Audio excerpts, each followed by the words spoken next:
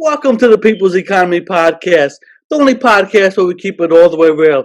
Our mission is to educate you, empower you with knowledge, arm you up with some information.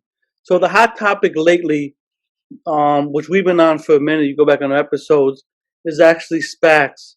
The SPAC is a special purpose acquisition company. It's similar to like a public offering being like an IPO. And if you look throughout this year, Wall Street was kind of downplaying SPACs. But recently in December, I noticed now on CNBC they're saying that SPACs actually they raised as much money this year as IPOs.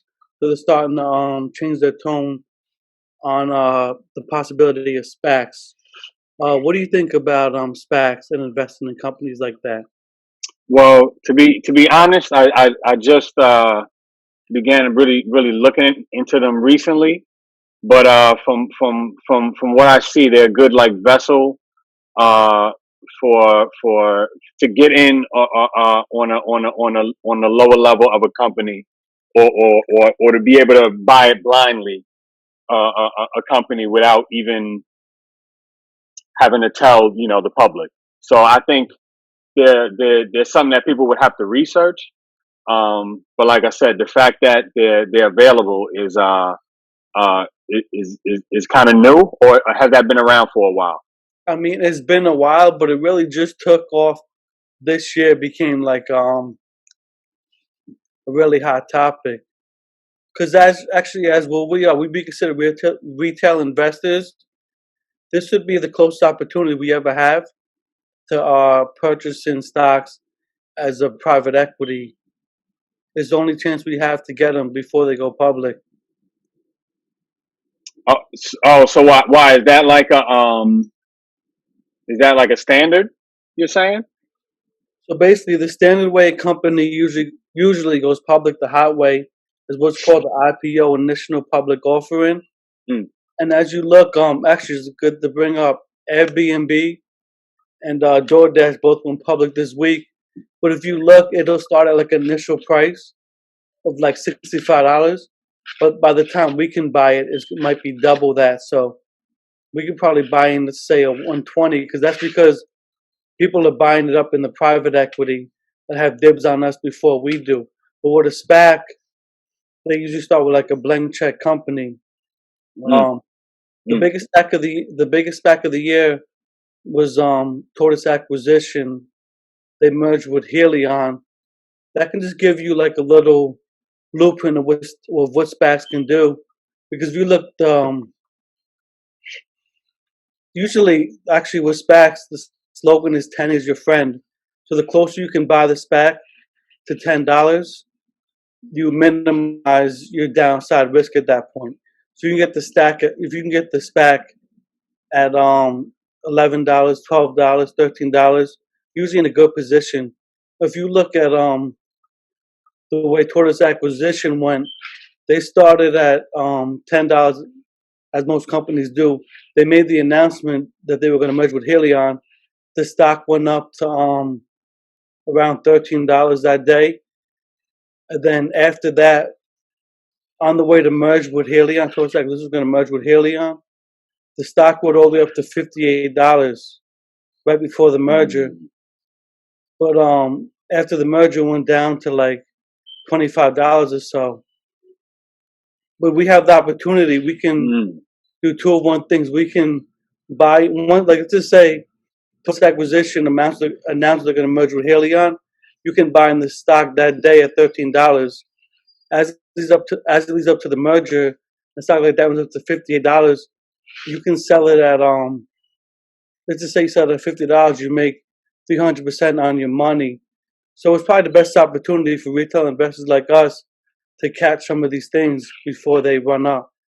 And when you say you're 100% correct, I agree. And when you say you talk about a blank check company, that's referring to as far as the company not having to display whatever company they're trying to acquire, and they just got like open, pretty much open reign to choose when it's time to strike. Exactly. We'll put it like this. Let's just say me and you are billionaires and we want to acquire a company.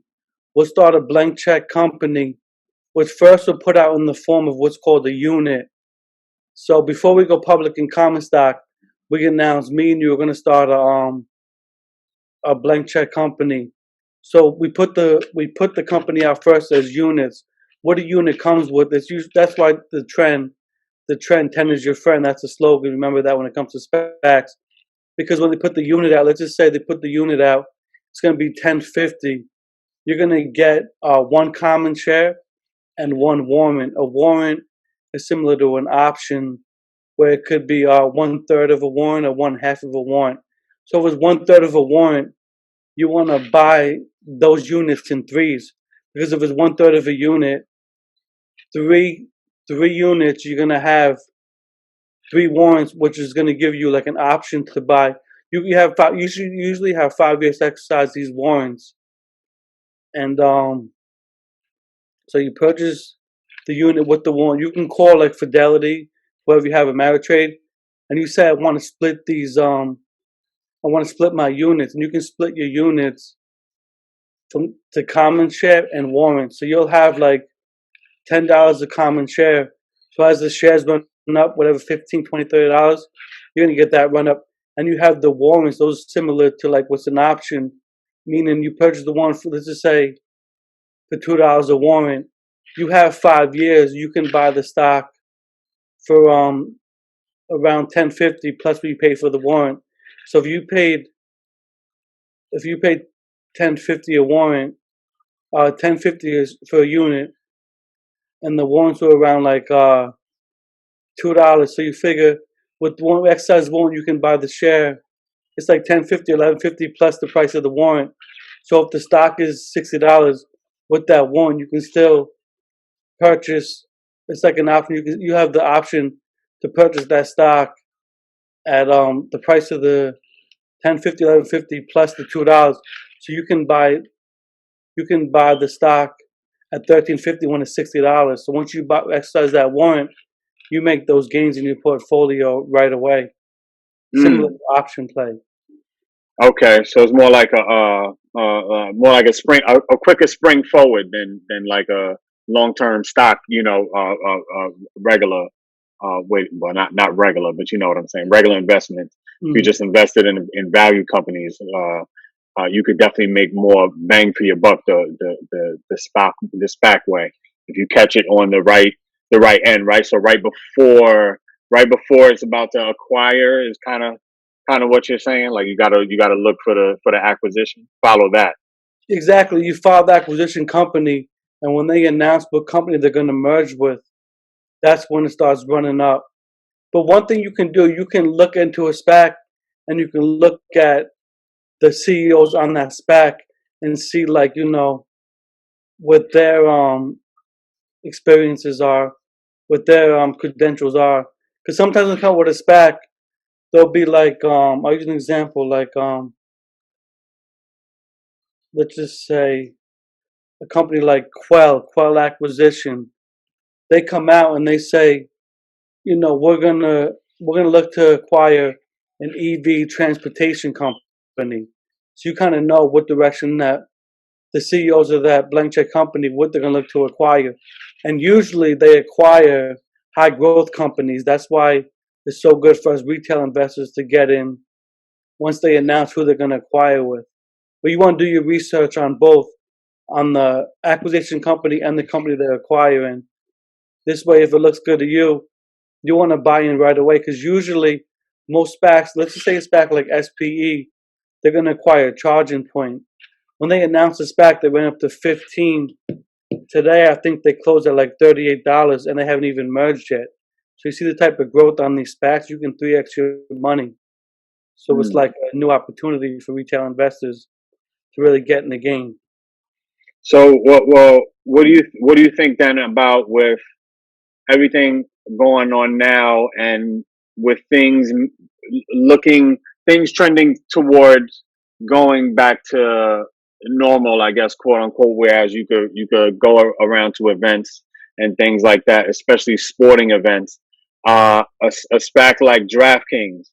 Hmm. How do you think that plays into it? Do you think something like that has a lot of potential because of what people think is about to happen as far as people going back to stadiums, or how do you think that will impact it? Do you think that a company like that can do well? A Yeah, I SPAC mean, like that, yeah. I think DraftKings can double from here, even at $50. I think it can double to 100. And Mm, speaking of DraftKings, I'm glad you brought that up. Going to my next topic. There's a company called LCA. It's still pre-merger. They're actually gonna merge with Golden Nugget, which is gonna be DraftKings' direct competition with online gambling, online betting, and that when they announced that SPAC, it ran up to like $16. It went down to around 12, 13. But since then, it hit highs of like 25. So you can see it's already pushing towards that 30. So if you bought mm, in that SPAC like $14, you hold up to $28. You have 100% on your money right there. So these are definitely new opportunities for retail investors like ourselves to mm. really catch some big run-ups. No, absolutely, absolutely. Well, speaking of that, uh, a company like or the SPAC Virgin Galactic.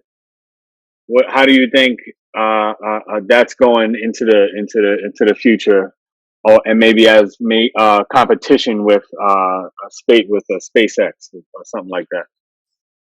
That's a great company to bring up because Virgin Galactic, like I was saying, SPACs were looking at like they're being looked at as like a joke.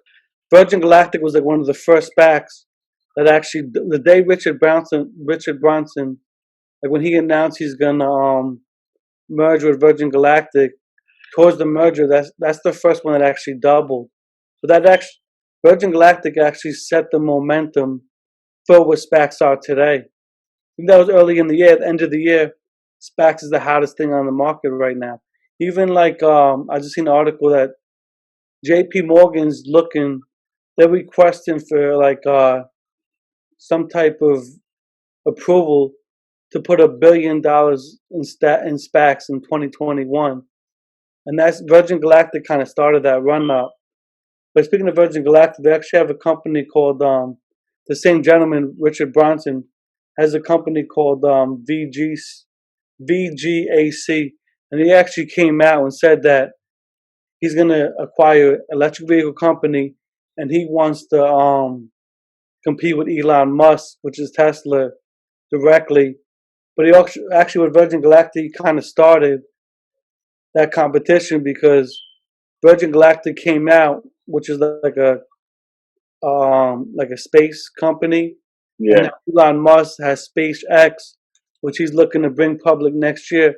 I wouldn't be surprised if Elon Musk decides to go. Elon Musk is like the type of guy to go with the hype, so I wouldn't be surprised if he announced that he's gonna do a SPAC type deal to bring SpaceX public next year. And like that's a perfect example. Let's just say a company comes out and they say like a blank check company, and they say we're gonna acquire like a company for space, and you see who's on that board. Maybe if like one of the board members worked at Tesla, you can start seeing connections of the blank check company connected to the company they're going to acquire, and you buy that SPAC like $10, and they 10.50, 11, $12, and then in a month they announce they're gonna merge with SpaceX. You're going to double your money that day, the day they announce that merger.